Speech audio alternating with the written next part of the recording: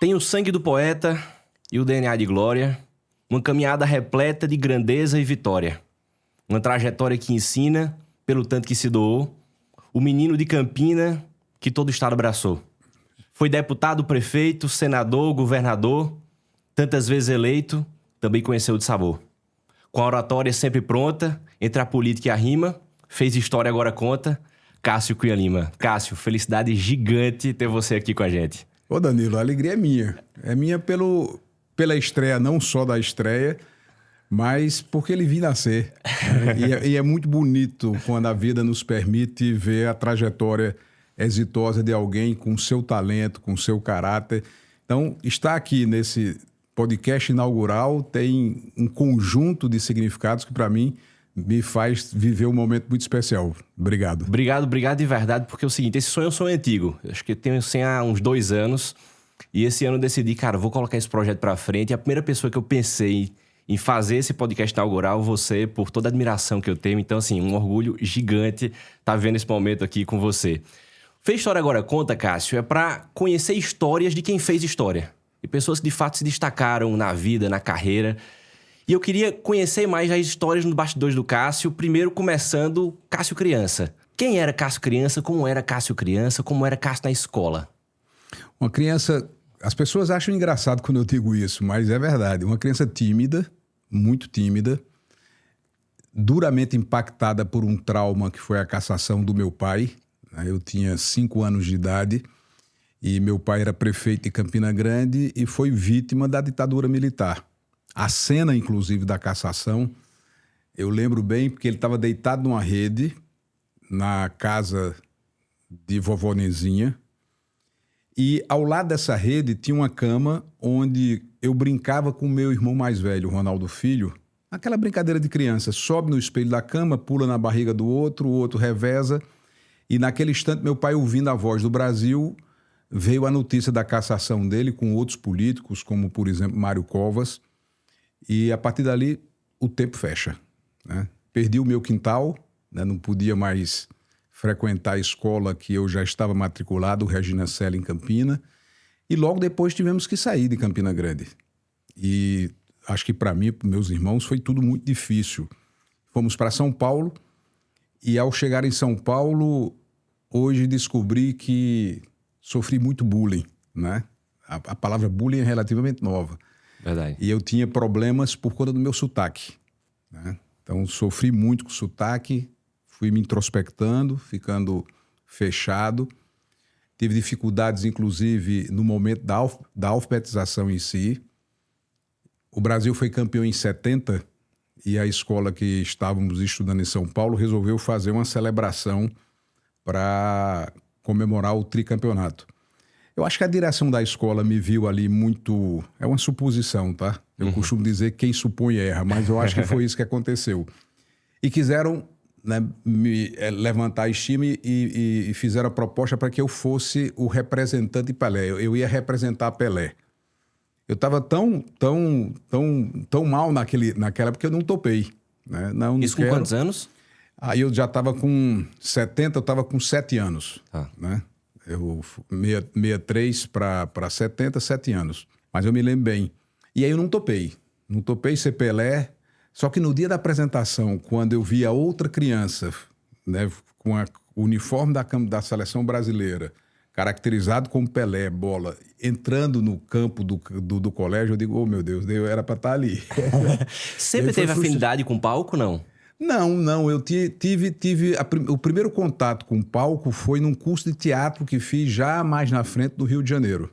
Tá. Aí já é uma etapa mais na frente. Então, a minha infância foi traumática. Eu sofri um trauma muito grande com a cassação do meu pai, né? Perdi a convivência dos meus amigos de rua, Solano Lucena, da escola. Aí fomos para São Paulo, depois fomos para o Rio. Aí no Rio as coisas começaram a melhorar, mas...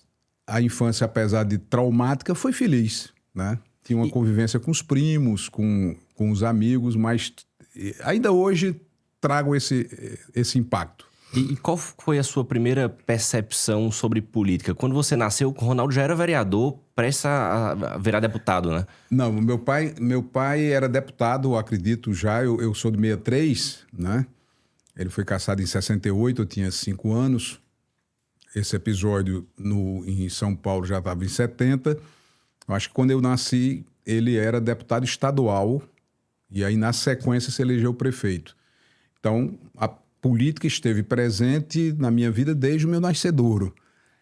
Eu passei a ter percepção do que era política e da importância de política no movimento da anistia. Né? No Rio. No Rio. Então, a gente estava vivendo aquela fase mais dura da ditadura militar e aí começa a nascer uma consciência política da importância da democracia, da luta pela democracia. Eu me envolvi, né, de forma direta no movimento estudantil. A minha estreia em política foi no movimento estudantil, no movimento secundarista, na luta pela anistia, né, que era a campanha da anistia ampla, geral e restrita. Aí fui para a praça pública, levei carreira da polícia, né, a gente fazia estratégia de fugir do Brucutu. O Brucutu era um caminhão da polícia que jogava jato de água com areia, que se pegasse você caía. E eles colocavam ainda anilinda dentro da água para a água bater e lhe marcar para aqueles ambientes da Cinelândia do Rio que estavam cercados pela polícia. Quem tivesse com a manchinha de tinta ali, eles prendiam. Então era um momento de muita tensão, mas a consciência efetiva, verdadeira do que era política, da militância, da luta da política começa no movimento da anistia. E aí já tinha algum desejo de um dia ser candidato? Não foi algo que planejei.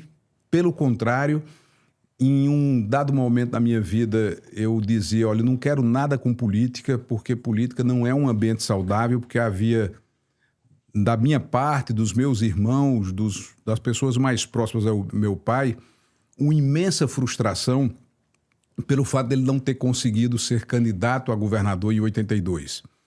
E nós não entendíamos bem porque ele, né, sofreu a cassação, né, perdeu o mandato de prefeito, veio a redemocratização, a anistia, portanto, e na época o MDB optou por uma candidatura estranha a dele, né, com todo respeito à memória do grande e inesquecível Antônio Mariz, por uma circunstância que hoje eu compreendo bem, né, era uma circunstância eleitoral, né, da força eleitoral que Mariz tinha, não apenas no aspecto político, partidário, que ele agregava muitas forças, mas também pelo fato de ser deputado, enfim, por uma série de fatores que hoje compreendo perfeitamente bem, não foi o candidato em 82. E aquilo, disse, poxa vida, que ramo danado, né? Sofre uma cassação, enfrenta a ditadura, né, e é preterido. Aí quando vem em 86, novamente preterido por Tarcísio Buriti, que também tinha convivência com a ditadura. Eu digo, poxa vida, que atividade é essa, meu Deus? Onde, né, as pessoas que têm coerência, que têm luta, que têm resistência, né, que têm trajetória de luta mesmo, termina preterido por pessoas que de alguma forma conviveram com o período da ditadura. Tanto Buriti como Mariz romperam com a ditadura, mas conviveram. Tanto é que o poeta tem uma passagem quando ele se torna candidato em 90 para governador, né, contar essa historinha que é boa. O poeta dizia, meu pai dizia, em 82 deixa para depois, em 86 não foi minha vez, em 90 ninguém me sustenta. Aí foi quando ele foi candidato e sagrou-se vitorioso e se tornou governador da Paraíba. E quando foi a virada disso, de olhar para a política, cara, um terreno que eu não quero entrar, para agora vou ser deputado federal, no caso, sua primeira eleição? Não foi algo que desejei, que planejei, que almejei. A história também é muito curiosa. 82, né, meu pai terminou sendo candidato a prefeito, né, ele não conseguiu viabilizar a candidatura dele para o governo. Teria perdido a eleição porque Mariz tinha uma força eleitoral enorme, mas não resistia ao voto vinculado. Porque foi talvez a última medida casuística da ditadura, né, que fez uma série de casuísmo, eleição indireta para presidente, eleição indireta para governador, 1/3 do Senado era eleição indireta, prefeito e capital nomeado, e a ditadura ia fazendo suas artimanhas para perpetuar poder, né, para manter poder. E nessa eleição de 82 ela criou o chamado voto vinculado. Se você votasse num candidato de um determinado partido, você tinha que votar em a chapa inteira. Né? Era o voto vinculado. E aí o Wilson Braga levava vantagem porque no interior, no sertão, o MDB não tinha grandes estruturas. Lá já tinha deixado de ser a Arena, né? A Arena se transformou no PDS, com sublegenda. Era PDS 1, PDS 2, PDS 3. Então, numa cidade como Aguiar, por exemplo, Maris teve um voto, candidato a governador. E assim, em várias cidades do sertão, apesar da votação majoritária em Campina, em João Pessoa, no sertão perdeu a eleição. Enfim, estou me prolongando demais, mas em 82 o Poeta não pôde ser candidato.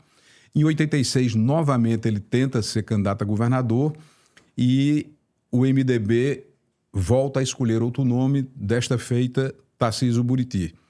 E aí Raimundo Asfora, que tinha sido apoiado pelo meu pai, por todos nós, como deputado federal, eleito em Campina e nos arredores, foi lembrado para ser candidato a vice-governador e terminou sendo o vice de Asfora, de Buriti, perdão. Asfora, vice de Buriti.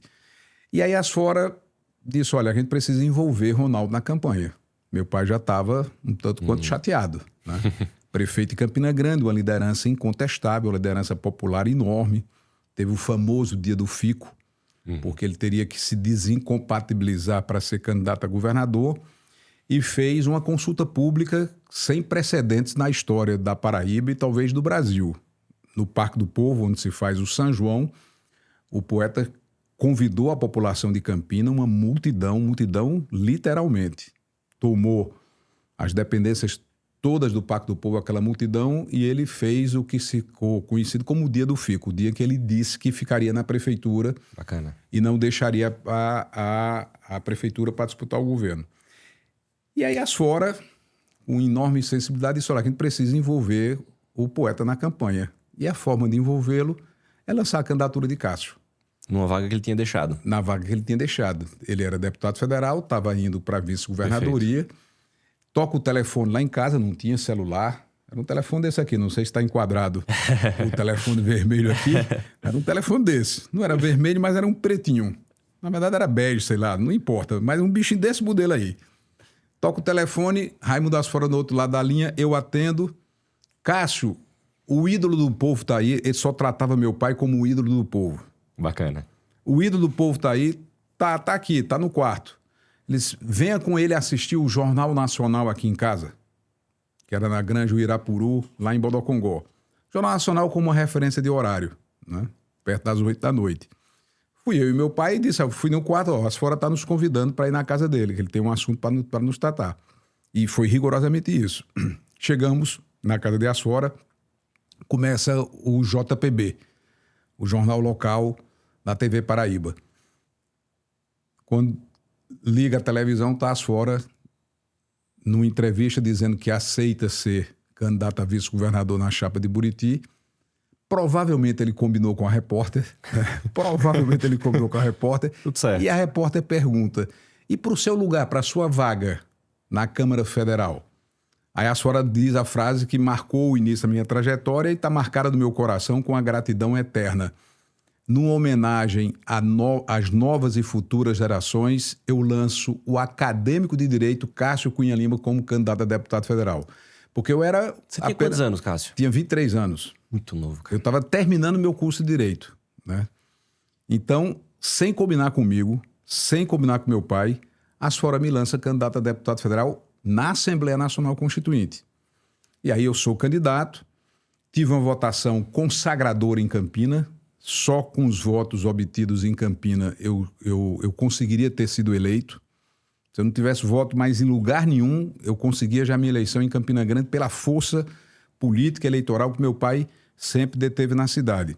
Tive uma bela votação em João Pessoa, né? Tive mais de 10 mil votos em João Pessoa e totalizei no estado 93 mil votos, ficando atrás apenas um pouco de Antônio Maris, que foi o mais votado. 90, que na época o eleitorado era metade do que é hoje. Então. Eu fiz naquela eleição 11% dos votos do estado para deputado federal. 11%. Gigante. 11%. Aí tem histórias ótimas, né? Porque não tinha apoio de prefeitos, eu tinha o apoio do meu pai, que era prefeito de Campina Grande, que já era um baita apoio, né? Não é um apoio qualquer, como eu disse, só em Campina eu já me elegi. E um outro prefeito, Arnob Viana, de Solânia, que votou comigo. Hoje é conselheiro do Tribunal de Contas do Estado. Mas nenhum outro prefeito. Não tinha grandes dobradinhas com deputados estaduais. A minha principal dobradinha foi com Antônio Ivo, em Santa Luzia, né? Aqui e acolá tinha um estadual que eu dobrava, mas a minha candidatura era muito solta. Mesmo assim, eu fiz 93 mil votos, né, com votações surpreendentes. Teve um dia que meu pai precisou falar comigo, como eu já resisti, ele não tinha celular, né? E aí eu tinha viajado para Itapororoca, aqui perto de Mamanguape. E passei o dia em Itapororoca. Era uma segunda-feira, que é o dia da feira de Itapororoca. E meu pai me procurando. Quando eu chego em Campinas, já perto de 7h da noite, aí ele chega em casa, recebo o recado. Ó, seu pai já lhe procurou aqui várias vezes. Eu liguei para ele, onde é que você estava? E meu pai sempre me tratou com muito carinho, com muito amor, né? Eu tenho duas mães, Dona Glória e Ronaldo, né? Meu pai sempre me dedicou amor materno. Dessa vez ele estava irritado, ele estava brabo. Onde é que você estava, seu irresponsável? Você acha que vai se eleger dessa forma? Eu disse, não, fui para Itapororoca, fui convidado para ir para lá. As pessoas acham que vou tirar lá uns 800, 900 votos. Você não sabe ainda o que é política, meu filho. Siga meus conselhos, vá. Resultado, levei uma descompostura, né? Abrem as urnas de Itapororoca. Eu tive 1000 votos de Itapororoca. Aí contei conversa. Aí, poeta, viu? 1000 votos de Itapororoca. Então foi isso. Aí fui para a Assembleia Nacional Constituinte. O mais jovem da Constituinte tinha... Pressão grande você sentiu tão novo, num momento tão importante do Brasil? Engraçado. Como eu tinha essa trajetória de movimento estudantil, né? No colégio do Rio, eu tinha muita responsabilidade no Grêmio escolar. Durante uma fase da minha vida, eu chegava na escola às 7h da manhã, saía às 8h da noite, organizando todos os campeonatos de futebol, de basquete, de vôlei, de xadrez, de judô. Eu sempre tive uma disposição de trabalho e dedicação e levando a sério o que eu fazia, desde sempre. É da minha natureza. Eu levo a sério o que eu faço. Eu procuro dar o meu melhor, procuro acertar, sou comprometido. Isso eu trago como uma coisa inata. Então, aquilo me dava uma certa maturidade. É claro que eu era muito jovem. Eu estava saindo do Centro Acadêmico Sobral Pinto. Eu era presidente do Centro Acadêmico da Faculdade de Direito da Universidade Estadual. Na época ainda era URNE. Disputei uma eleição a mais acirrada da minha vida com Arrisson Targino, o mais qualificado adversário que já pude enfrentar na vida. Ganhei por 8 votos apenas. Era ali o acocho, né? Então, eu saía do Centro Acadêmico Sobral Pinto para a Assembleia Nacional Constituinte. E fui recebido com muito carinho, né? Eu ia perguntar isso. Como é que deputados e parlamentares de anos de carreira receberam um garoto de 23 anos? O momento, Danilo, era um momento de muita esperança. Era um momento em que havia muita tolerância, havia muita fraternidade, inclusive na política. Os adversários conseguiam, diferentemente do que acontece hoje, conseguiam não só dialogar, como se abraçar. Você tinha posições distintas, mas isso não tornava ninguém inimigo de ninguém, né? Você tinha um instante em que sonhava-se com o surgimento de um Brasil novo. Então, havia uma ambiência de fraternidade, de carinho. Claro que tivemos momentos ali de muito embates, porque tudo foi decidido. Era uma Assembleia Constituinte originária. Você podia mudar tudo. Não tinha sequer as cláusulas pétreas para você preservar. Mas eu fui recebido com muita atenção. O meu primeiro discurso, calar o plenário da Câmara não é uma coisa fácil. O plenário da Câmara, quem acompanha a política sabe que é aquele burburinho, gente em pé. Quando eu fui para a tribuna fazer o meu primeiro pronunciamento, e eu estava sentado ao lado de Fernando Henrique Cardoso, que era senador de São Paulo, e fui ali, numa fala que fiz de improviso, perguntar se o tema era bom. Eu digo, olha, eu estou pensando em falar sobre o quanto o Brasil está atrasado em relação a outras nações desenvolvidas do mundo, que enquanto outros países estão tratando de educação, ciência, tecnologia e inovação, nós estamos escrevendo a nossa Constituição. Veja o quanto nós estamos atrasados. A gente está escrevendo a nossa Constituição. O que é que acha? Um bom tema. Quando eu subi no plenário, na tribuna, o plenário calou. Um silêncio daqueles de você ouvir se um alfinete cai no chão. Todo mundo na expectativa de ver esse menino se esborrachar. Vou ver esse menino se lascar aqui. Eu acho que a expectativa era essa. Como eu conseguia conectar as palavras, nunca fui um grande orador, mas eu conseguia... Aí é modéstia, aí eu vou ter que discordar. Não, o grande orador é Ronaldo Cunha Lima, Raimundo Asfora, Vital do Rego, esses são grandes oradores. Cássio tá nesse pacote também. Tá bom. Eu talvez argumente bem, meu pai dizendo, você é um bom argumentador. Né? Enfim, o plenário calou. E calou a tal ponto que chamou a atenção do Jornal do Brasil, que era um dos principais jornais impressos. Tinha jornal impresso ainda, eu sou dessa época, né? E aí fui manchete na página de política do Jornal do Brasil.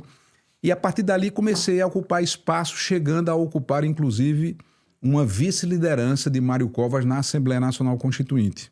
Isso aos 23, 24 anos. Já com 23, ainda com 23, porque a escolha de Covas foi ainda no primeiro instante da Assembleia Nacional Constituinte.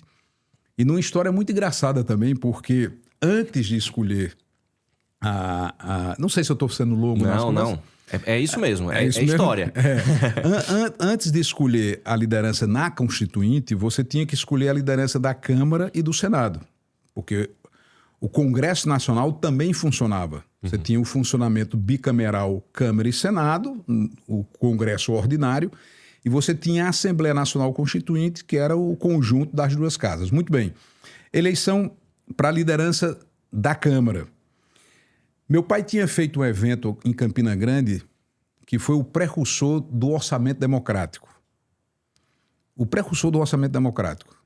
Quem inventou o orçamento participativo democrático foi Ronaldo Cunha Lima, em Campina Grande, na década de 80, e depois eu implementei como prefeito. E nesse congresso, Benedito da Silva foi João Herman, que, ato contínuo, seria eleito deputado em São Paulo. Eu, inexperiente, logo passou a eleição, o João Herman telefona e pede o meu voto para a liderança do MDB. Eu não tinha, de fato, experiência, não sabia que tinha que consultar a bancada, nada. Dei minha palavra a João Herman. Conhecia, me pediu, e ok, conta comigo. Quando chegou no momento da votação, a bancada da Paraíba do MDB tinha, dos 12, nós éramos 8, acho. E aí a bancada, majoritariamente, disse, não, o nosso candidato é Luiz Henrique, que era um deputado, querido amigo de Santa Catarina, que já faleceu. Eu digo, olha, infelizmente eu não posso votar em Luiz Henrique. Porque lá atrás eu dei minha palavra a João Herman. Não, Cássio, mas você tem que seguir a bancada. Mas meus amigos me perdoem, mas eu não posso quebrar minha palavra. Resultado, ganha Luiz Henrique. E aí João Herman, quando não foi para o segundo turno, ao apoiar Luiz Henrique no segundo turno, negociou uma vice-liderança para mim. Em gratidão, disse, olha, eu quero Cássio vice-líder. Quando Luiz Henrique se consolida e diz, ó, Cássio vai ser vice-líder, a bancada disse, Cássio não. Cássio não. Cássio votou contra. Aí Luiz Henrique disse, não, façamos o seguinte, Cássio vem pela cota de João Herman e vocês indicam um outro vice-líder, que foi indicado Mariz, com todos os méritos, para essa vaga. E a bancada fincou o pé e disse, Cássio não. Tem que aprender que aqui, amigo, perdeu liderança, né? nem comissão escolhe. Né? O próprio Mariz me disse, Cássio, você é muito jovem, você está começando a aprender as regras aqui. Se você perde liderança aqui, você não escolhe nem comissão. O que sobrar, você vai. Eu digo, mas minha gente, a bancada vai ter um vice-líder que está sendo indicado pela bancada de Mariz. E vai ter um outro que é na vaga de João Herman. Não tem nada... Não. Resultado. Luiz Henrique acatou a decisão da bancada e eu não fui vice-líder. 2, 3 semanas depois, eleição para a liderança da Constituinte. Digo, sabe uma coisa? Já estou na contramão, vou continuar com Mário Covas. E naquela percepção da época, Covas não teria chance nunca de ser líder, porque estava disputando exatamente com Luiz Henrique, que era deputado. Como é que um senador vai derrotar um deputado?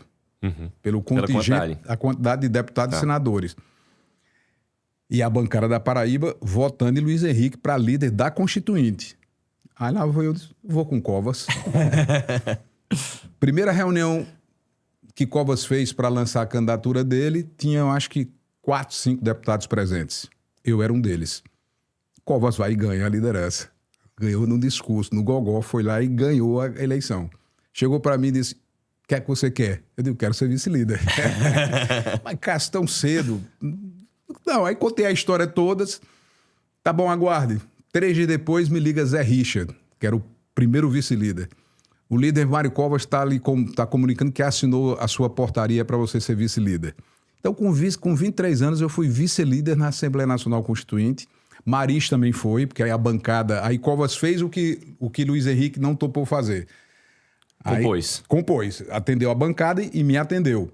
Só que tem um gesto muito interessante, lá vou eu contando essas histórias, mas enfim, eu acho que o propósito é esse. Na primeira reunião dos vice-líderes, Covas, que só me chamava de Cassinho, né, tinha um carinho por mim muito grande, me colocou ao lado dele.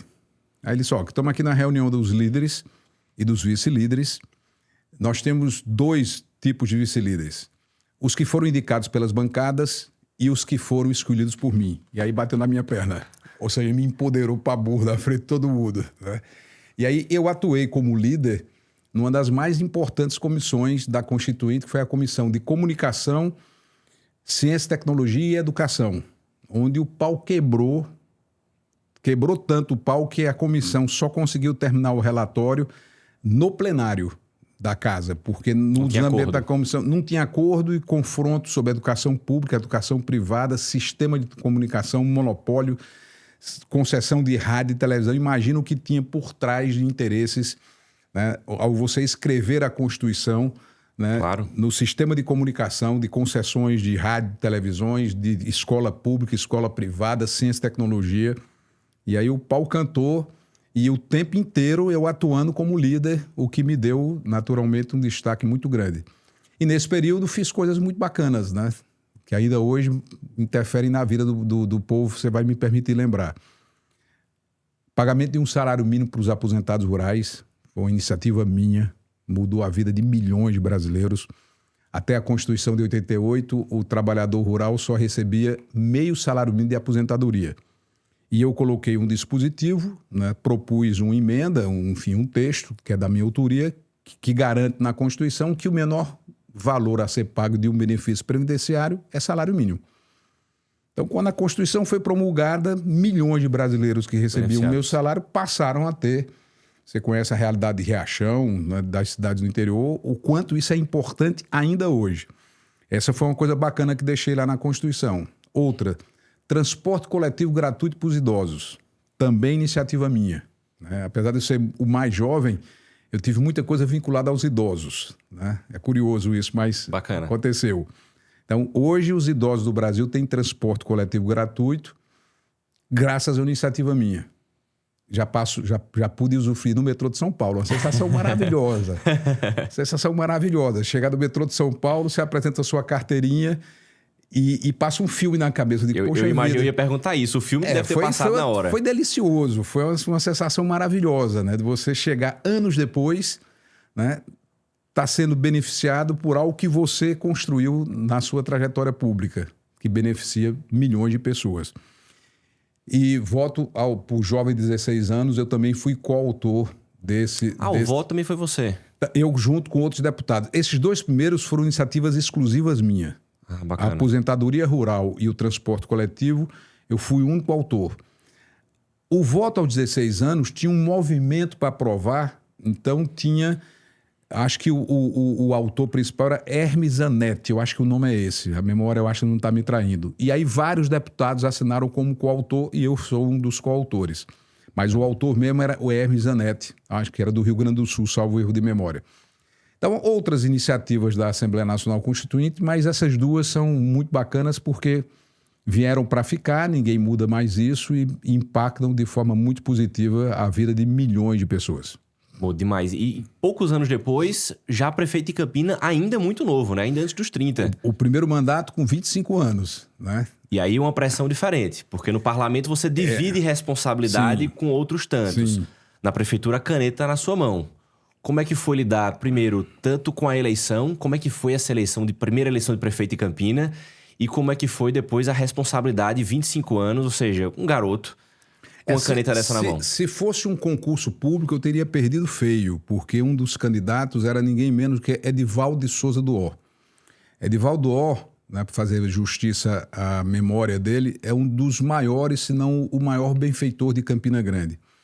Edivaldo O idealizou e criou a Telingra, que era a companhia de telefone de Campina Grande, que foi a precursora da Telpa.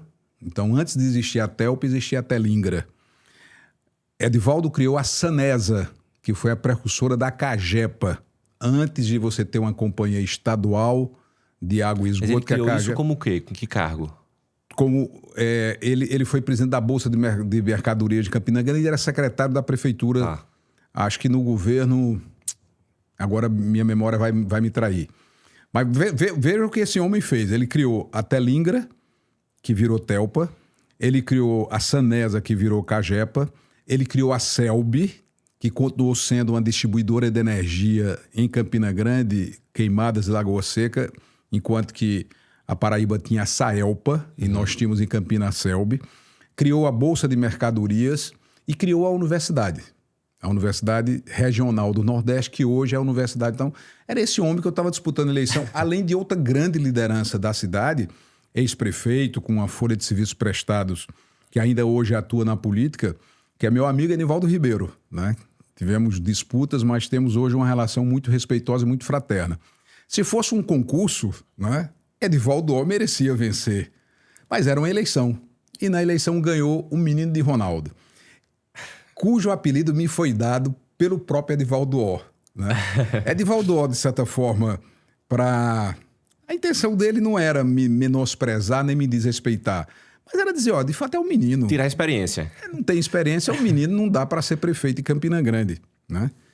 E aí começou a me chamar do menino de Ronaldo. Eu não era Cássio, era o menino de Ronaldo. E aí eu incorporei o menino de Ronaldo da Mazan.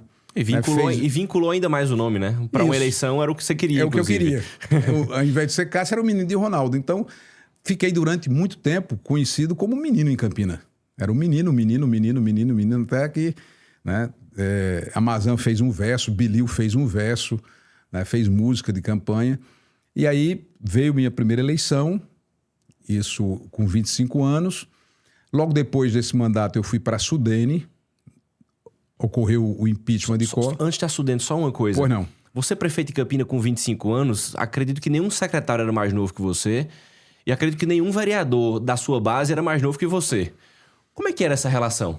Secretário não tinha ninguém mais jovem. Vereador, não sei se Jusênio Palhano... Talvez um ou dois no máximo. Não, talvez no máximo Jusênio fosse da minha faixa etária, um pouco mais velho, um pouco mais novo. Mas, de fato... A idade, o que aconteceu? Isso foi um problema que eu carreguei durante muito tempo. Para me proteger da pouca idade, eu fiquei duro. Eu fiquei mais ríspido. Hoje eu sou uma pessoa muito mais leve do que eu era quando eu estava na política. Política é uma página virada, é um rio que passou na minha vida. Hoje eu sou uma pessoa muito mais leve. Porque eu carreguei responsabilidades muito precocemente. Era uma responsabilidade maior ao tocar a cidade e, ao mesmo tempo, ser a referência política na eleição do meu pai, cujo sonho era ser governador e eu já era prefeito. Uhum. E no início do governo, eu sofri um certo desgaste. Tinha uma querida amiga, Rosa Alexandrino, foi aniversário de Rosa agora recentemente, é de Soledade. Ela chegou para mim e disse, você é a Luiz Erundina de Ronaldo. Erundina tinha sido responsabilizada injustamente pela derrota de Lula. Ela era prefeita de São Paulo, estava desgastada, e Lula perdeu em São Paulo, e todo mundo dizia, olha, perdeu por causa de Erundina. Pô, que pressão. O que? Imagine. Você é a Erundina na vida do seu pai, de Ronaldo. Aquilo mexeu com o meu juízo. Tal forma, meu pai sonhou a vida inteira, com todos os méritos, ser governador. Seria logo eu, o filho. Ele amava todos os filhos e me amava de forma muito peculiar pela política. Que você é responsável... Ah, não, amigo. Peraí que eu vou trabalhar. Eu vou dar meus pulos. E aí eu trabalhava feito um bicho. Trabalhava 18 horas por dia. Sem exagero, 19 horas por dia. Não estou falando figura de linguagem de trabalhar 18. Trabalhava 18 horas por dia. Eu tinha 25 anos. E já era pai? Já era pai. A partir de 88, já tinha meus 3 filhos com Silvia. Diogo, Marcelo e Pedro. E Silvia me ajudava muito tocando lá a casa, cuidando dos meninos, e eu trabalhando, eu não parava de trabalhar, né? Não tinha final de semana, não tinha viagem, não tinha... Enfim, trabalhei muito e conseguimos, não por meus méritos, mas pela liderança do meu pai, no segundo turno contra o Wilson Braga, meu pai teve 82% dos votos em Campinas. Poxa. 82% dos votos em Campina Grande ele teve. Nesse dia saiu um peso das costas, né? Aí um alívio, né? É um alívio mesmo, aí celebração. E eu ajudava muito ele na articulação. Eu cuidava da prefeitura, né? Não descuidei da prefeitura, mas também participava da campanha. Danilo, sabe uma coisa que eu fazia? Fiz isso várias vezes. 5 horas da tarde, 5h30, eu pegava um carro e ia para Sousa, por exemplo. Chegava em Sousa, subia no palanque, que eu já tinha uma imagem conhecida no estado por conta de deputado e da prefeitura. Eu aparecia nos telejornais. Sim, tá. Então já era uma imagem conhecida. Então as pessoas queriam que eu fosse para os comícios no interior. Então eu saía de Campinas 5 horas da tarde, chegava em Sousa 11 da noite. Comício podia ir até depois de meia-noite. Subia no palanque, falava, entrava no carro e voltava para Campinas para chegar às 5 horas da manhã. Dormia no carro. Dormia no carro com Walter, eu e Walter. Walter, infelizmente, veja como eu já perdi tanta gente querida, né? Walter, infelizmente, faleceu também muito precocemente. Walter é um exímio motorista. Eu acordava vez por outra quando tinha uma lombada naquelas cidades ao longo da 230. O resto eu conseguia dormir. Chegava em casa tomando um banho e ia trabalhar. Poxa. E assim foi, né? Rodei 90 mil quilômetros em 90. Uma coisa de doido, porque a campanha era muito longa, né? A campanha é muito longa. E uma dedicação enorme, né? Um romantismo, uma coisa pura. Hoje não existe mais nada disso. Era outra política. Outra política, né? O poeta chegava e arrebatava as multidões, era emoção, lágrima, abraço, uma coisa de crença, de convicção, de engajamento verdadeiro. E foi esse o mundo da política que eu conheci. Como era a sua relação profissional com o poeta? Porque eu imagino que, assim, você ter chegado na política já com o selo de filho do menino de Cássio, do menino de Ronaldo, filho de Ronaldo, gera pressão. Mas, ao mesmo tempo, existe uma responsabilidade das decisões de estar alinhado ou não. Às vezes, duas gerações pensam diferente também. Você pensava de um jeito, ele pensa... Como era esse alinhamento? Principalmente quando você estava exercendo cargos juntos. Você foi prefeito enquanto ele era governador. Você foi deputado federal enquanto ele era prefeito. Como é esse alinhamento e aparar as arestas aí? Essa é uma construção que você vai fazendo ao longo do tempo e no final dela tem uma obra linda de uma relação comovente de pai e filho, que deixam de ser apenas pai e filho e passam a ser 2 grandes amigos, companheiros de jornada, que caminharam ombro a ombro, de mãos dadas. Eu falo e me emociono, porque a minha trajetória com meu pai e com minha mãe, ela é muito bonita, né? Minha mãe ainda hoje tem essa participação viva. Só que eu sempre tive algo muito claro na minha cabeça. Ele é a Suprema Corte, né? Ele é a última instância. Eu tinha espaço de divergência total. Ele tinha uma sensibilidade enorme. Quando eu me elegi prefeito a primeira vez, ele teve o gesto de voltar para o Rio de Janeiro, onde ele ainda mantinha um apartamento que depois foi vendido, e passou 6 meses fora de Campina. 6 meses. Ele disse, se eu ficar aqui, eu faço uma sombra em cima de você que você não vai conseguir se firmar como prefeito. Eu tenho que ir embora. E foi embora. Quando tinha alguma coisa mais grave para decidir, pegava o telefone, ligava para ele e o consultava. No resto, ele disse, toque. Deixava jogar. Deixava jogar. Então, ele me deu essa autonomia. Ele me deu a autonomia, inclusive, de sair da cidade. Porque se ele ficasse, o tamanho que ele tinha, eu seria o filho de Ronaldo e não seria o prefeito nunca. Né? Tanto é que tem episódios engraçados, né? Que a primeira coisa que eu tive necessidade já na campanha de fazer, na campanha de deputado, era de mostrar que eu não era poeta, não sabia rimar. Né? E eu, de forma muito pobre, dizia, olha, eu não sei rimar pão com balão. Eu vivia repetindo, olha, não sei rimar pão com balão, não sei rimar pão com balão. Então, eu comecei a criar uma identidade própria, que não é coisa comum, né? De você criar a sua própria identidade. Não é fácil. Você ser filho de Ronaldo Cunha Lima. Acho que isso foi crucial na sua carreira, inclusive. Você ter uma identidade própria foi crucial para o seu tamanho. Sim, né? Eu acho que sim. E ele permitiu isso, né? Porque se ele quisesse teve feito sempre uma sombra, ele teria feito, obviamente, pelo tamanho dele. E não era o tamanho político, era o tamanho intelectual. Um homem culto, que sabia ler e escrever, poeta. Né? Hoje, daqui a mais tanto tempo na frente, ele talvez seja lembrado muito mais pela obra poética dele, como um dos maiores, se não o maior sonetista da língua portuguesa, do que da própria política. Então, ser filho de Ronaldo é um orgulho, mas é uma responsabilidade enorme. Então, teve esse peso da eleição de 90, uma vitória fantástica. Ele começou com 3%. O Wilson Braga era o franco favorito. Era uma eleição que era tida como já resolvida. E ele foi crescendo, crescendo, crescendo, crescendo. Na época, a Paraíba tinha 171 prefeitos. Dos 171 prefeitos, meu pai tinha um apoio de 17. O resto todos votavam com Wilson Braga, uma estrutura de governo federal, governo estadual, a maioria das prefeituras. Ele foi lá e ganhou a eleição. E faz um governo fantástico. Faz um governo de recuperação, né, da Paraíba, que estava destroçada. Estava muito, muito, né, maltratada. E foi essa figura pública que ainda hoje reverencio e trago no coração com um orgulho imenso, imenso. Você trouxe uma coisa agora que eu acho incrível, assim, que é a sua identidade própria, que é muito difícil quem tem pais e segue a carreira dos pais criar uma identidade própria. Eu acho que você conseguiu fazer isso muito bem. Cássio tem uma identidade muito peculiar que é tão grande quanto, na minha opinião, mas é diferente da de Ronaldo. Estilos muito diferentes, né? Inclusive tem... Lembrar uma história só, tem algumas, né? Eu estava uma vez no posto de gasolina abastecendo meu carro lá em Campina, aí chega alguém e diz, olha, no tempo do seu pai eu fazia isso, no tempo do seu pai ele fazia isso. Aí ele foi comparando. Eu digo, amigo, você tem que compreender que agora sou eu o prefeito, né? Não é mais ele, ele tem as suas características. Não, mas sua secretária, eu digo, a minha secretária é minha secretária, não é mais sua nem dele. No início do governo, né, essa coisa era tão difícil que tinha os secretários que eu aproveitei. Aproveitar é uma palavra ruim. Os que eu mantive, que, né, tinham uma contribuição a dar, não que os outros que não tivessem, eu estou sendo respeitoso, porque muitos já morreram.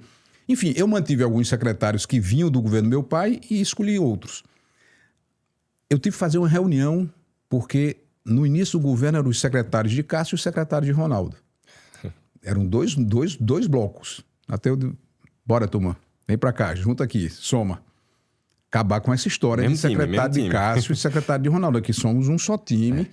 E aí consegui gerar uma unidade, porque tinha essa divisão. Mas meu pai sempre me dando total respaldo. Algo que lá na frente, né, eu procurei fazer, ainda eu faço com o próprio Pedro. Né? Pedro tem autonomia total. Pedro fez essa campanha de governador agora belíssima, com autonomia. Pedro tem diferenças da minha forma de agir, da minha forma de pensar. E meu pai dizia uma coisa interessante. Eu acabei de dizer que ele era Suprema Corte, né? Hoje não é nem mais tão bacana comparar com Suprema Corte, mas Suprema Corte na melhor acepção da palavra, né? Última instância, última palavra. Mas ele dizia, Cássio, escuta, escuta, escuta, e só faz o que quer. E onde você acha, Cássio, que morou os seus principais diferenciais na construção do que você construiu? Eu já te fiz essa pergunta em outro espaço, em outro ambiente, mas qual o diferencial de Cássio? Eu acho que dedicação, com certeza você vai falar, que é uma coisa que eu vejo muito e todo mundo fala muito. A sua dedicação, o seu empenho em fazer a coisa acontecer. Mas que outras coisas você acredita para ter tido uma carreira de tanto sucesso? Rapaz, eu acho que é trabalho. Eu sempre disse, nada vence o trabalho, nada supera o trabalho, é trabalho. Tanto é que em uma das minhas gestões, o slogan que foi construído com minha participação, trabalho, esse é o caminho. Então, sempre acreditei na transpiração. Né? É um lugar comum que você conhece, né? Tantos por cento de inspiração e X% de transpiração. Né? Perfeito. É um bordão que já se conhece.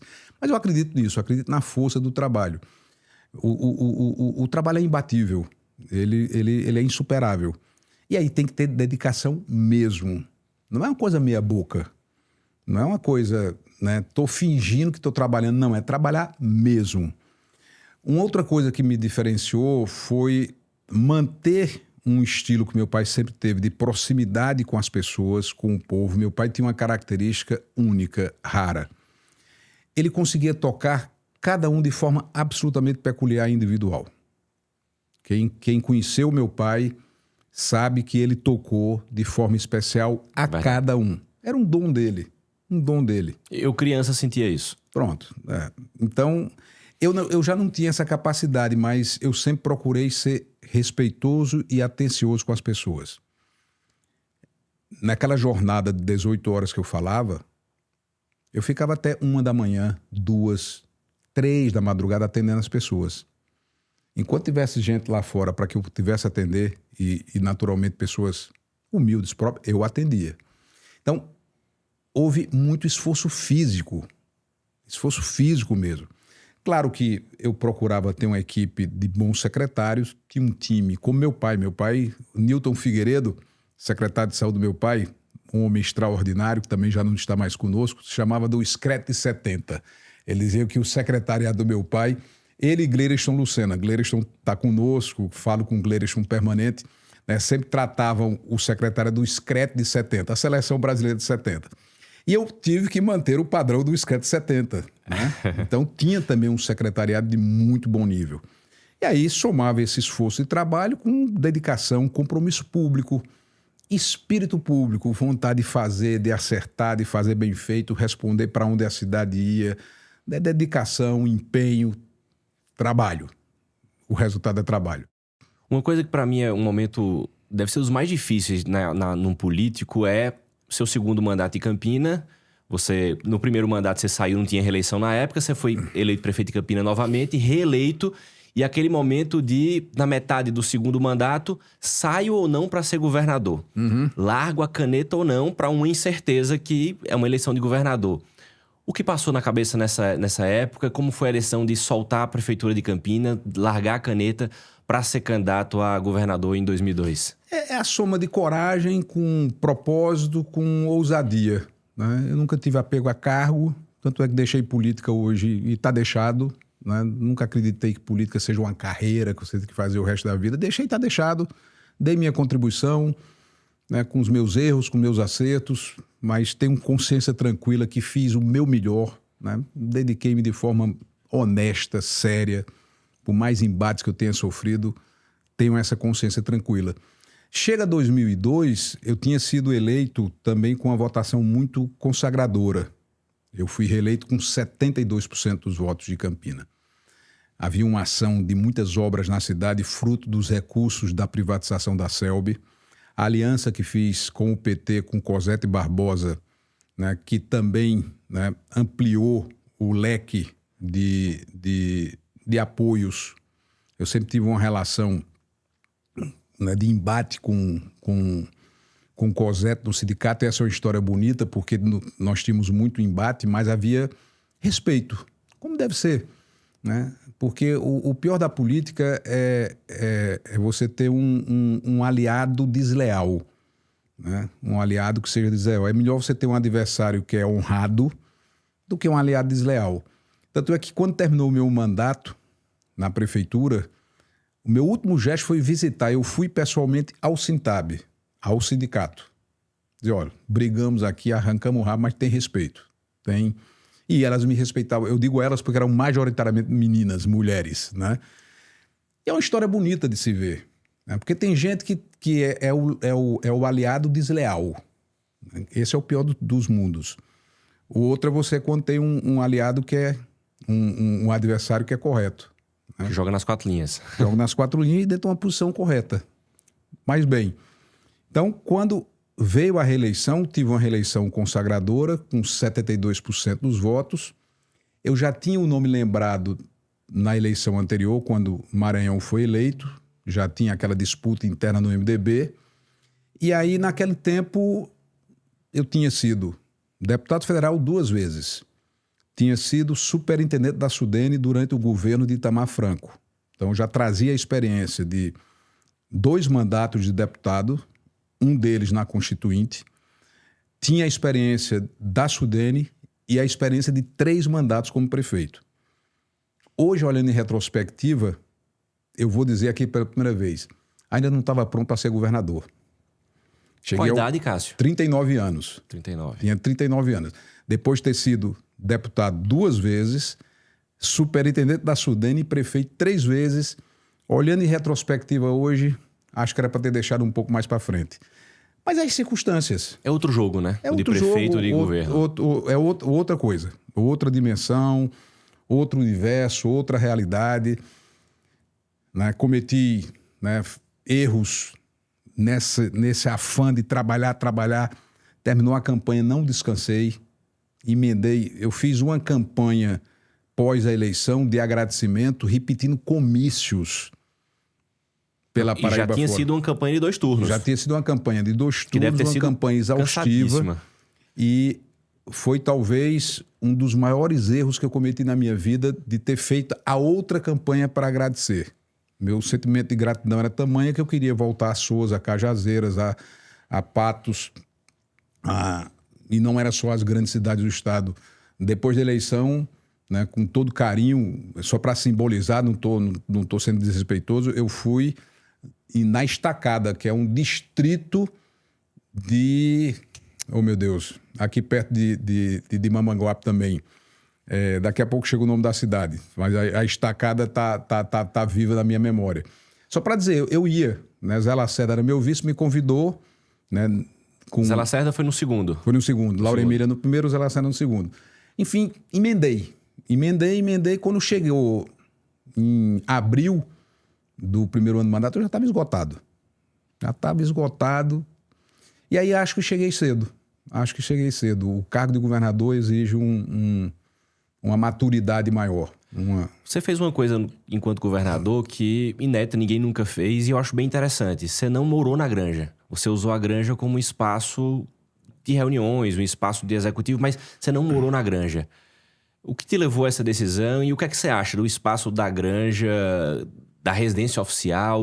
O que te motivou a isso? A motivação da época era não permitir que os meus 3 filhos adolescentes tivessem uma ambiência artificial. Ali é uma residência com toda a estrutura de mordomia, né, pessoas para atender. E eu não era um monarca, eu era um governador republicano eleito, né? Os monarcas é que podem morar, né, nesses palácios ou nas residências oficiais. Numa república, acho que não. Faltou dar o segundo passo, que é o que Pedro defende hoje com todo vigor e com todo empenho, que é dizer, olha, essa granja tem que ser um espaço público, acabar com isso de vez. Eu avancei, mas não avancei o suficiente para acabar. Então eu não morava lá, sobretudo para proteger minha família, os meus filhos adolescentes, não mexer com a cabeça deles, porque isso tudo mexe com a cabeça, claro, né, claro. de adolescente. Mantive-me no apartamento que eu sempre, né, que eu estava morando quando eu vim morar em João Pessoa, ao lado da minha ex-esposa Silvia. Hoje estou casado com o Jace, né, com Vinícius, agora se fosse repetir era a mesma coisa. Então a primeira preocupação era proteger Diogo, Marcelo e Pedro, né, desse ambiente. Não dei o passo definitivo, que era privatizar, tornar um parque, uma escola, o que fosse, e usava restritamente ou estritamente para despachos. Às vezes recebi uma autoridade, mas nunca morei na Granja. E não me arrependo disso, pelo contrário, eu acho que fiz uma coisa corretíssima. No final do seu governo, você passou por um dos momentos mais difíceis, que foi a cassação. Sim. Depois de tanto tempo, como é que o coração guarda esse momento e como é que reflete olhando para trás? Danilo, eu procuro não ter rancor, procuro não ter ressentimento para não sofrer com isso, mas foi um dos maiores absurdos que já se praticou na Paraíba e no Brasil. Aquele episódio da minha cassação é o início do que nós estamos vendo hoje. Eu acho que se você for olhar... Naquele instante eu já falava, olha, o que está sendo feito aqui é um absurdo, não é democrático. Eu fui eleito democraticamente. Não tem corrupção, não tem roubalheira. Os adversários ficam dizendo, foi cassado. Como se a cassação estivesse associada a um ato de improbidade e de corrupção. Nada disso. Nada disso. Vou olhar para ali. A cassação foi por um artigo publicado no jornal A União. Eu tive 2 processos de cassação. Um deles, eu perdi um mandato de governador porque Geovaldo de Carvalho, um jornalista, escreveu um artigo elogiando alguns atos do governo. O Tribunal Regional Eleitoral e o Tribunal Superior Eleitoral cassaram o mandato de um governador por conta de um artigo publicado no jornal. Queriam cassar. Político. Queria caçar uma decisão política. A outra razão era um programa social que sempre existiu no governo, onde, por ironia do destino, o pai do relator do processo tinha sido contemplado com esse programa, que adoeceu e o Estado bancou o tratamento de saúde dele, e várias pessoas que eram atendidas por esse programa. E aí fui cassado por atender pessoas pobres, pessoas que tinham carências e necessidades na área de saúde. Isso. Perdi o mandato por isso. Um mandato legítimo, onde fui eleito pela vontade da maioria do povo paraibano. E hoje a gente vê o que está acontecendo. O que acontece com decisões da justiça que são, né, absolutamente enviesadas politicamente. Então eu sou uma das primeiras vítimas desse processo. Esse processo, ele tem um curso, né? Isso não acontece no estalar dos dedos. Mágoa não tenho, olho para o futuro, mas me trouxe uma coisa. Não acredito mais. Não acredito mais. Como é que vou acreditar? Porque se esse mesmo tribunal fosse coerente e dizer, olha, marcamos aqui um precedente, marcamos um diapasão, uma forma de julgar aqui no mundo jurídico, se chama de jurisprudência. Está afirmada aqui uma jurisprudência. Os governadores que se excederem vão ser punidos. Os que me sucederam fizeram coisas extraordinariamente mais graves e não sofreram absolutamente nada. Eu não quero aqui politizar, estou fora de política, mas Ricardo Coutinho veio ser cassado, que ele também perdeu o mandato, depois de concluir o mandato, né, com tudo que foi feito e tudo já foi revelado. Eu de fato, não estou querendo trazer, né, esse debate, mas outros governantes que foram julgados com coisas muito mais graves não receberam nem multa. Então, cá para nós, não dá para acreditar. É política. É política, é conveniência. Com todo respeito à memória do ex-governador e senador Maranhão, ele estava fazendo o papel dele, casado com uma desembargadora, veja o grau de influência, né, com todo respeito. Não quero ser desrespeitoso, estou fazendo aqui uma análise histórica, serena, mas é óbvio que a esposa dele iria, como esposa, procurar defender os interesses políticos do marido. Por trás de Maranhão, na primeira suplência, ninguém menos que Roberto Cavalcante, dono de um dos maiores sistemas de comunicação da Paraíba, que queria naturalmente ver Maranhão no governo para assumir o Senado como assumiu.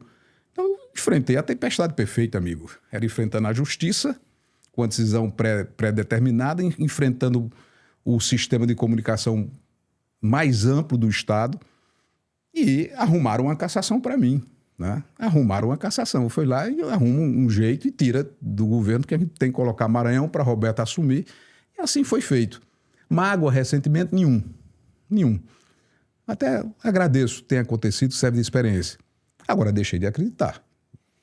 E aí, logo depois da cassação, eleição seguinte, recorde de votos, senador, e você voltou ao Congresso com muito mais experiência. Você voltou ao Congresso depois de ter sido prefeito mais 2 vezes, depois de ter sido governador mais 2 vezes, em outra casa, na casa aí do já Senado. Era Senado, é um mandato bacana. Eu acho que sou muito grato à Paraíba, né, por tudo que vivi, porque aí, quando vem 2010, eu recebo uma manifestação de desagravo, né?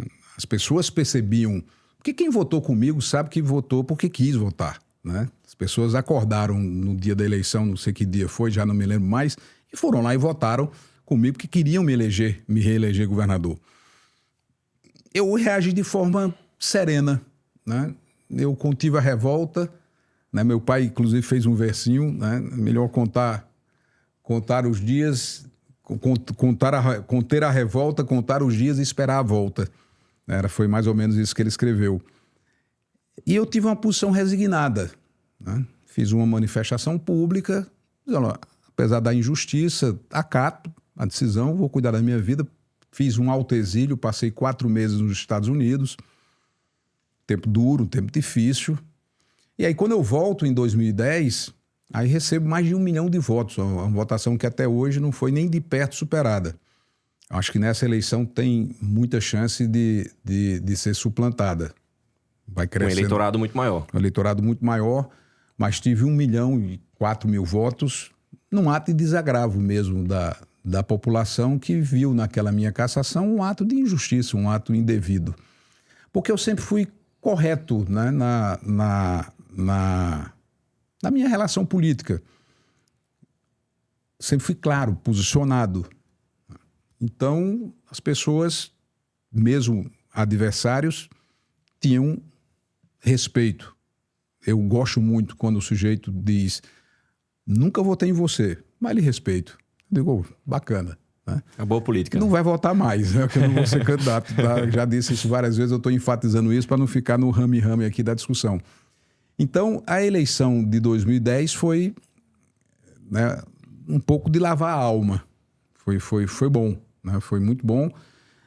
Sem falsa modéstia, fiz um belíssimo mandato de senador, né? Tive projetos aprovados, projetos importantes, tive destaque na minha atuação política. Vice-presidente do Senado. Fui vice-presidente do Senado, fui líder de uma bancada importantíssima como a do PSDB na altura, que tinha senadores relevantes, e fiz um bom mandato, um mandato que tinha destaque nacional. Eu tinha, né, meu nome era referenciado. Hoje eu vou São Paulo, que você vai sempre.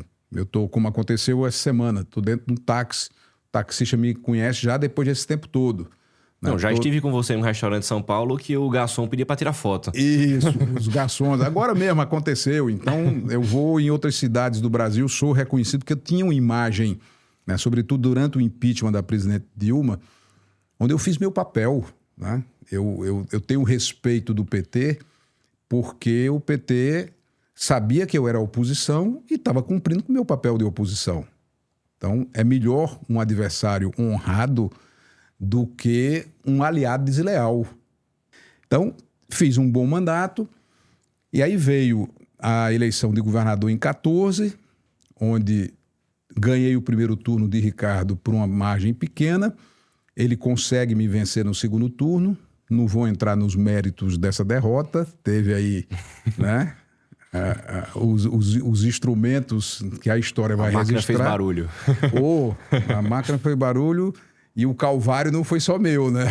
Mas, enfim, continuei no Senado, veio 18, disputo a reeleição, novamente não consigo me reeleger, então perdi em 14.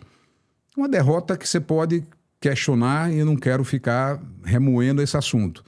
18, a mesma coisa, né? E aí, comecei uma vida nova. Depois da eleição 18... como é que foi o processo de dizer: não vou mais para as urnas, vou começar uma vida nova? Como eu disse aqui ao longo da nossa conversa, eu sou focado, eu sou determinado.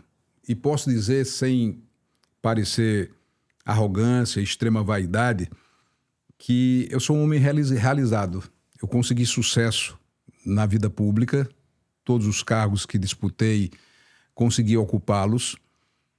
Dei o meu melhor, procurei fazer bem feito, transformar a vida de milhões de pessoas, transformei a vida de milhões de pessoas, ainda hoje impacto positivamente na vida dessas pessoas, já mencionei isso. E hoje no setor privado, e virei a chave, hoje eu sou privado, eu tenho sucesso, porque trabalho da mesma forma, sou honrado da mesma maneira, trabalho de forma honesta, com a mesma dignidade, e alcancei sucesso. E trabalho duro. Então, acredito que é uma característica minha de procurar fazer bem feito, de dar o seu melhor, de levar as coisas a sério. E consigo manter a parte boa da política. Onde eu chego, sou tratado com carinho aqui, para subir para gravar. As pessoas que me reconheceram aqui embaixo pediram para tirar foto. Quando eu vou num supermercado, quando eu vou numa farmácia.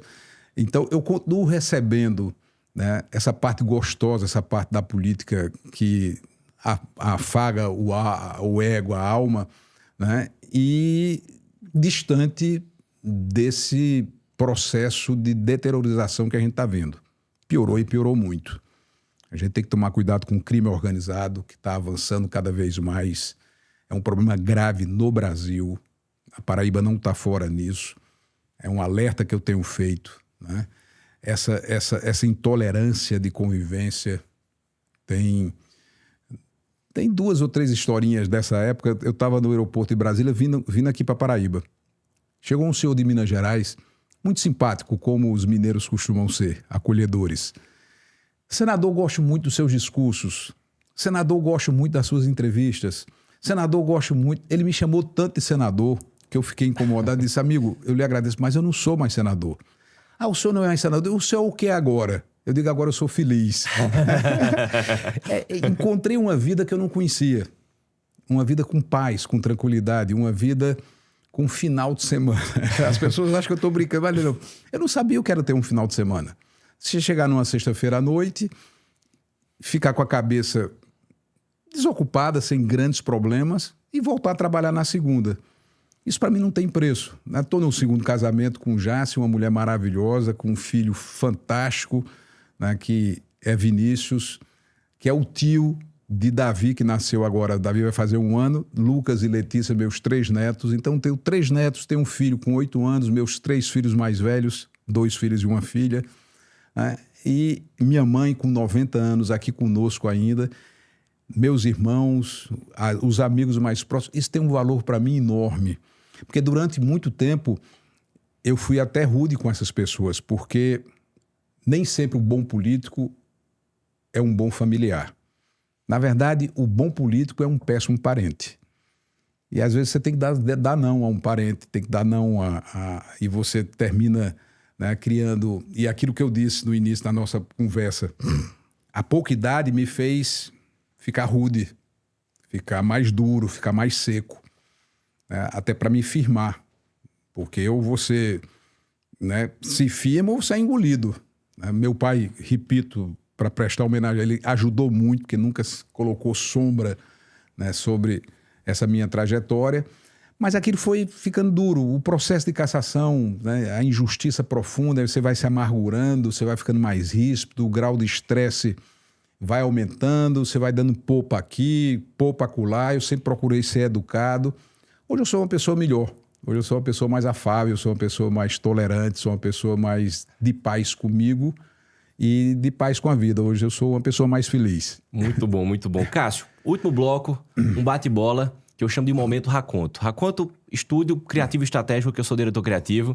A gente fala muito em construir marcas únicas. Um posicionamento único, diferenciais únicos, gerar valor para que o cliente olhe para você como único. Então esse único é muito forte para a gente. E no Momento Raconto eu vou perguntar coisas que são únicas na sua vida, na sua trajetória.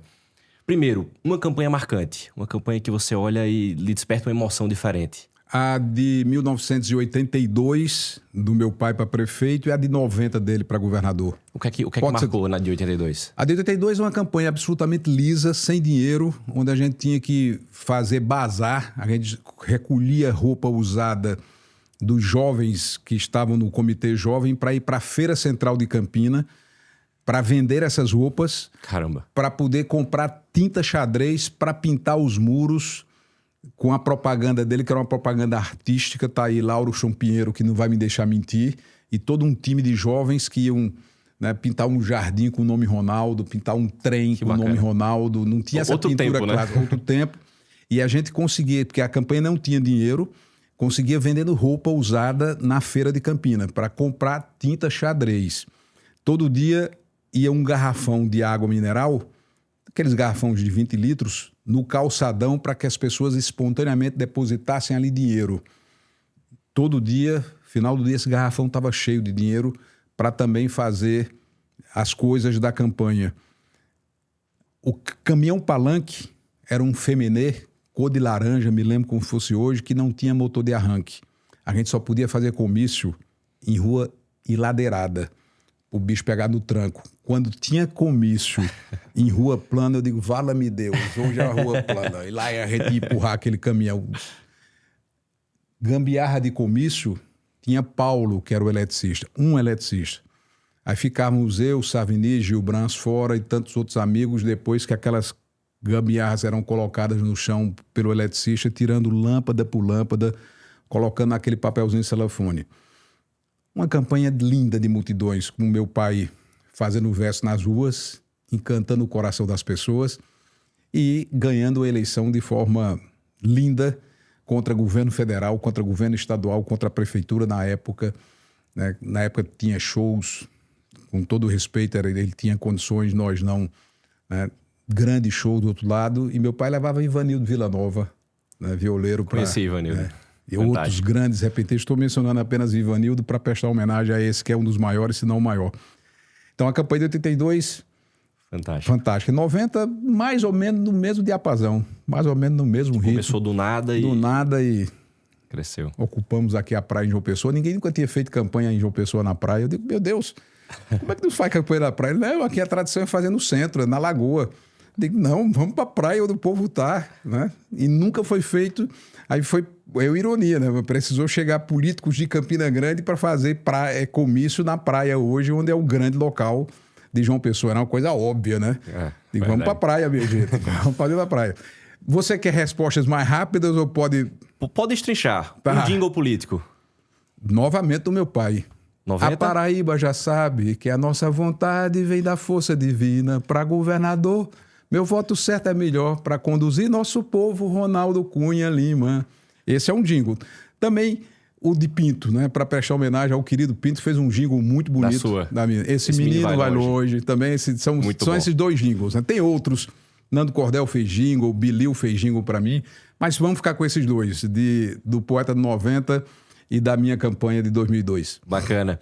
Um legado de uma gestão, seja de governo do estado ou prefeitura de Campina, um legado que você olha para trás e tem muito orgulho. Eu vou dizer um que talvez não seja o maior, mas pelo tamanho da transformação. Bairro da Glória, em Campina Grande. Eu consegui erradicar a favela da Cachoeira.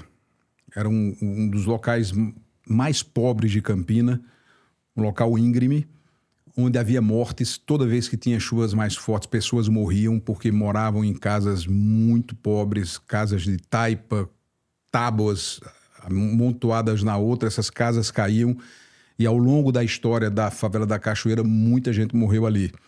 E eu tentei fazer como prefeito, lutei, fiz o que pude e não consegui.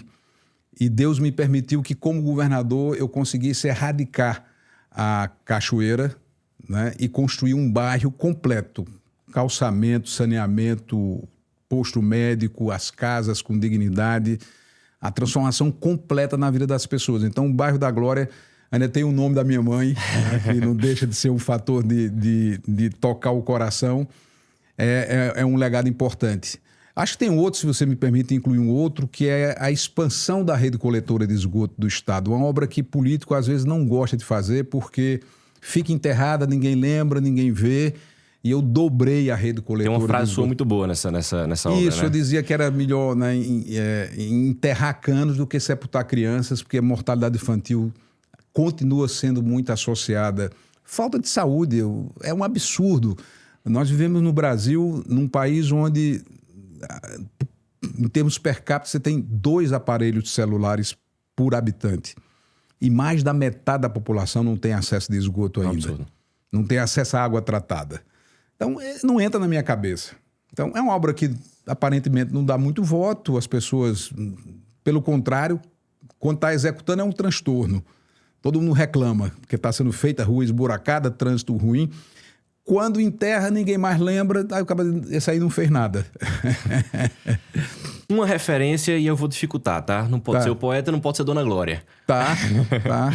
Uma referência. Uma referência... Uma pessoa que é uma referência para você. Minha avó Nezinha. Cercou aqui. Minha avó Nezinha, que tem uma referência, né? Que não é só para mim, eu acho que é para todo o conjunto da nossa família. Uma mulher que ficou viúva com 11 filhos. Muita gente, Danilo, pensa que a nossa origem é rica, né? Que viemos de berço de ouro. Meu pai, sua avó, né, veio de berço de ouro. Nada disso. A Onezinha ficou viúva com 11 filhos. Renato era o caçula, tinha 6 meses. Né? Meu pai trabalhou de garçom. Meu pai vendeu o jornal. Meu pai foi gazeteiro. Né? E ele dizia, enquanto vendia jornal, que um dia seria manchete dos jornais, e foi. Né? Então, vovó Nezinha, né? ela é o esteio, né? Ela é a base, ela é a... Para não falar de figuras públicas, eu vou prestar homenagem à memória dela. Uma coisa que você teria feito diferente na sua jornada política? Eu acho que eu fiz uma referência específica eleição de 2002, quando emendei campanha de agradecimento com o governo e fiquei muito cansado e isso fez muito mal. Eu talvez, olhando em retrospectiva, tivesse enfrentado o processo de cassação de forma diferente do que enfrentei. Eu fui muito institucional, fui ingênuo, fui absolutamente ingênuo. Se conformou fácil, né, Cássio? Me conformei fácil, eu acreditei. Teve um momento que meus advogados disseram, olha, aqui a gente tem dois caminhos, ou deixa o processo julgar, ou vamos fazer alguns recursos que no bordão, no jargão do direito, chama de chincana. Vamos fazer aqui chincana para não deixar julgar. Eu, ingenuamente, disse, não, deixa julgar, eu não devo, não cometi crime nenhum. Não quero ficar com essa espada na cabeça. É ruim você, como governador, estar respondendo um processo de cassação. O maior erro da minha vida, uma ingenuidade, uma tolice, né? Uma tolice. Então, eu teria enfrentado o processo de cassação com outro tom, até porque as circunstâncias mostram o que foi feito ali, e teria retardado aquele julgamento, como o Ricardo fez. O Ricardo cumpriu o papel dele. Retardou. Quando ele veio ser cassado, o mandato já tinha terminado. Nem era manchete mais ele. Não, foi cassado, ficou inelegível, enfim, mas o mandato já tinha terminado, né? Perfeito. Então, acho que esse episódio eu errei. Tem outras falhas, claro, mas eu acho que macro, para a história, essa foi uma falha. Agora entrando no pessoal aqui, o melhor lugar que já visitou fora do Brasil? O melhor lugar que eu já visitei fora do Brasil. Deixa eu ver se eu... Quase com uma dica de viagem ao vivo aqui. Deixa eu ver se eu consigo, assim, um lugar muito especial.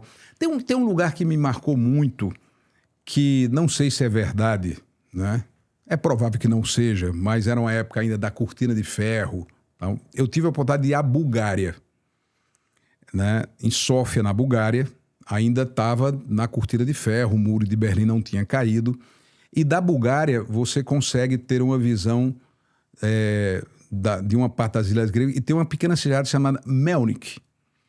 E fui nessa cidade chamada Melnik, fui recebido com um pão, como se fosse aquele pão italiano muito grande, que é uma tradição de bem acolher, onde você tira um pedaço do pão, molha num tempero seco de sal e pimenta e come como sinal de boas-vindas. Ao chegar nessa cidade, fui recebido como o primeiro brasileiro que vem aqui. Pronto, me ocorreu essa história. Então, eu provavelmente não tenha sido, né? Mas pelo menos na época eu fui anunciado como o primeiro brasileiro que ia da Melnik, lá na Bulgária. Bacana. Uma dica de filme ou série, Cássio? Deixa-me ver filme, para também não fazer uma indicação ruim, né? Tem tanto filminho.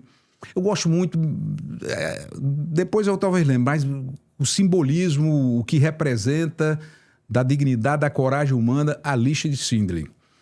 Do quanto a coragem de alguém para salvar vidas e como Schindler, né, que as pessoas... Schindler está aí nos elevadores, uma grande empresa, né, como pessoas corajosas e destemidas podem salvar vidas literalmente. Então, um filme, Lista de Schindler. Um outro que me tocou profundamente, Dança com Lobos, que relata... Esse eu não vi ainda. Relata o processo de dizimar os índios americanos. É uma coisa... E me marca muito porque, contando a história de 90, você sai de uma campanha dessa sob estresse profundo, né? Estresse profundo, você fica muito estressado, né? Nizam Wanais, que é um craque, diz que depois da guerra, o que estressa mais o ser humano é uma campanha eleitoral. E Nizam tem razão. Depois de uma guerra, não tem nada mais estressante do que uma campanha eleitoral. Tanto é que diz que campanha é uma guerra, né? Terminada a campanha em 90... Eu, Ronaldo Filho, Savini, com as respectivas esposas, fomos assistir aqui no Plaza, no centro de João Pessoa, Dança com Lobos. O que nós chorávamos dentro desse filme. E as pessoas estavam comovidas, mas não na nossa proporção e olhavam assustadas, porque a gente saiu aos prantos com Dança com Lobos. Então, Dança com Lobos. Série Breaking Bad, achei Breaking Bad fantástica. Muito, muito boa. Estou assistindo agora por Derilei, que é o advogado fantástico. Não terminei ainda, né, para fazer uma coisa mais contemporânea. Um documentário que eu adoro, recomendo muito. Quem gostar minimamente de Fórmula 1, Dirigir para Viver, né, na Netflix. Uma edição bem feita, dinâmica. E o programa vai crescendo na qualidade da edição. Né? Para quem gosta de carro, gostou ali um pouquinho de Fórmula 1, dirigir para viver é boa. E para fechar, uma frase. Quem sabe pedir tem que saber agradecer. Boa. Muito bom. Cássio. Quem sabe pedir tem que saber agradecer. Muito obrigado. Agradeço a Deus por tudo que eu tenho pedido, Ele tenha me concedido. Né? Agradeço ao povo da Paraíba por ter pedido votos e ter me concedido. Agradeço a família que tenho, os filhos que tenho. Né? Agradeço a oportunidade de estar estreando o seu podcast, lhe desejando muito sucesso. E acho que é muito bom estar aqui, ver sua trajetória. Você se anunciou um fã, eu vou devolver no final dizendo eu que sou fã dele, acompanhe ele na rede social. Um talento extraordinário, uma capacidade, inclusive, vou lhe revelar, né? Fiz uma mentoria com ele para o meu trabalho privado e ele me ensinou muitas coisas. Uma das coisas que vale para você que está nos vendo, para qualquer coisa da vida. Entregue mais do que as pessoas esperam. Faça o que ele me ensinou de over-delivery. Toda vez que você entregar mais do que a expectativa das pessoas, né, aguarda a seu respeito, você vai estar marcando um ponto e vai estar se consolidando. Eu procurei fazer na política over-delivery sempre. Hoje, no meu trabalho, faço over-delivery e graças ao que você me chamou a atenção. Então, acompanhe Danilo na rede social. Pode ter certeza que você vai estar acompanhando um craque íntegro, ético, decente, bem intencionado, inteligente, preparado. Sou seu fã. Obrigado demais. Obrigado por ter aceitado esse programa inaugural. Foi um prazer gigante ter conversado contigo. Quem gostou, curte, compartilha, manda para os amigos. Cada semana, cada quinta-feira, um episódio novo. Obrigado demais, Cássio. Eu que agradeço. Sucesso.